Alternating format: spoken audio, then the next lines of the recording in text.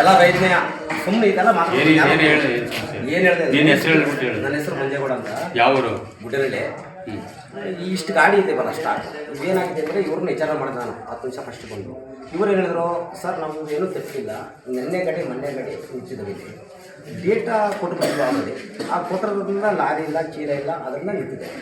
ಅದಕ್ಕೆ ಇಷ್ಟು ಗಾಡಿ ಸ್ಟಾರ್ಟ್ ಮಾಡ್ತಾರೆ. ಈಗ ಖರ್ಚು ರೈತಿಗೆ ಮಳೆ ಬಂದರೆ ರಾಗಿ ನಿಂತಿದೆ. ನೀವು ವಾಪಸ್ಸು ಫೋನ್ ಮಾಡಿ ಆ ರೈತಿಗೆ ಹೇಳಿಬಿಡಿ, ಇವತ್ತು ಗಾಡಿ ತರಬೇಡಪ್ಪ, ಇಲ್ಲಿ ಬಂದು ಗಲಾಟೆ ಇಲ್ಲ. ಆದರೆ ಈಗ ಇವತ್ತು ನಾಳೆಗೆ ಸಿಸ್ಟಮ್ ನಡೀತದೆ. ಇವತ್ತು ನಾನು ಬಂದಿರೋದಿಲ್ಲ, ಚೆಕ್ ಮಾಡಿದರೆ ಸಿಸ್ಟಮ್ ನಡೀತಾ ಇದೆ. ಓದೋದ್ರಿಂದ ಸಿಸ್ಟಮ್ ಭಾರಿ ಚೆನ್ನಾಗಿ ನಡೀತಾ ಇದೆ.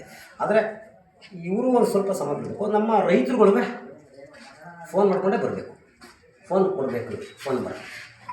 ಇಷ್ಟೇ ನನ್ನ ಕೋರಿಕೆ. ಇಲ್ಲಿ ರಸ್ ಆಗಬಾರ್ದು, ಗಲಾಟೆ ಆಗಬಾರ್ದು. ಇವತ್ತಿನ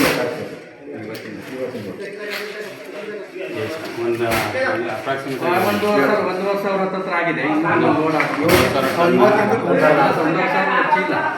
1,000 ಚೀಲ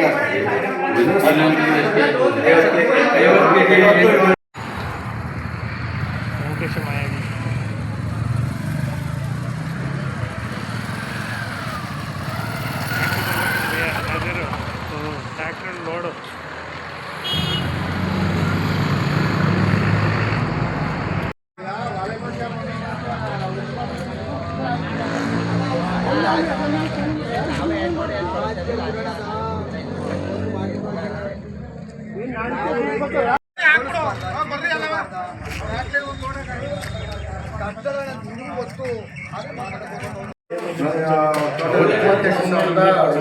ತಾಲೂಕಿಂದ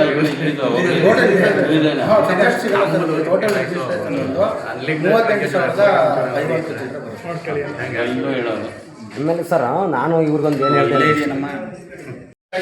ರೈತರುಗಳು ಅದನ್ನ ಅಡ್ಜಸ್ಟ್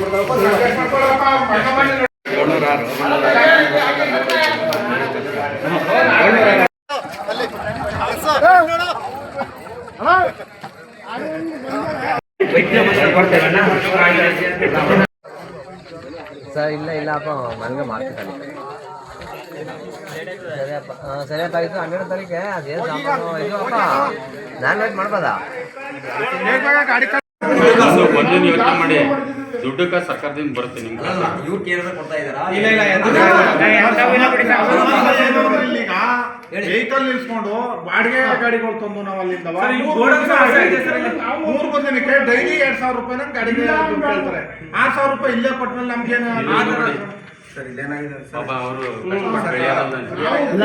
ಫಸ್ಟ್ ಡೇದು 3 ದಿನ ಆಯ್ತು ಸರ್ ನಾವು ಬಂದಿದ್ದೀವಿ. 3 ನಿಮಿಷ ಈಗ ಫಸ್ಟ್ ಡೇದು ಒಂದು 7 ಗಾಡಿ 8 ಗಾಡಿ ಬ್ಯಾಲೆನ್ಸ್ ಉಟ್ಕೊಳ್ತು ಫಸ್ಟ್ ಡೇಗೆ ಅಂತ ಅಂದ್ಬಿಟ್ಟು. ಪೂಜೆ ದಿವಸ ಲೇಟ್ ಆಗ್ಬಿಡ್ತು ಸರ್. ಪೂಜೆ ದಿವಸ ಏನಾಯ್ತು ಸರ್, ನಮಗೆ ಹೆಚ್ಚು ಕಮ್ಮಿ ಒಂದು 12 ಅವರು 1 ಗಂಟೆ ಮೇಲೆ ಖರೀದಿ ಮಾಡಿದ್ದು.